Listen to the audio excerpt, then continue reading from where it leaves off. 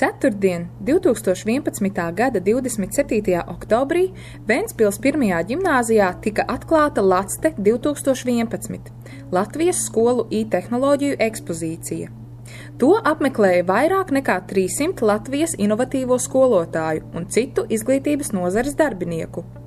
Pirmajā dienā dalībnieki klausījās prezentācijas un referātu priekšlasījumus, kā arī piedalījās radošajās darbnīcās, kuru vidū bija arī Izvaigznes interaktīvo mācību materiālu izstrādes grupa ar interaktīviem materiāliem dabaszinībās 5. un 6. klasē, kā arī fizikā 10. klasē.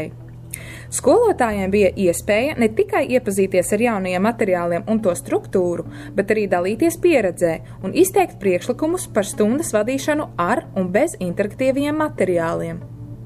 Otrajā dienā ekspozīcijas dalībnieki prezentēja savus materiālus stendos, un ik viens interesants varēja iepazīties arī ar jaunajiem Izvaigznes materiāliem un izmēģināt tos pie interaktīvās tāfeles un datora.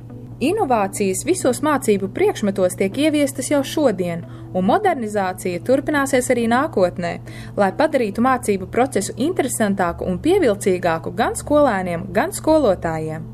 Lielā mērā tieši paši skolotāji var ietekmēt šos attīstības virzienus, jo katra mācību priekšmeta specifiku vislabāk zina skolotājs, kurš ikdienā to māca skolēniem.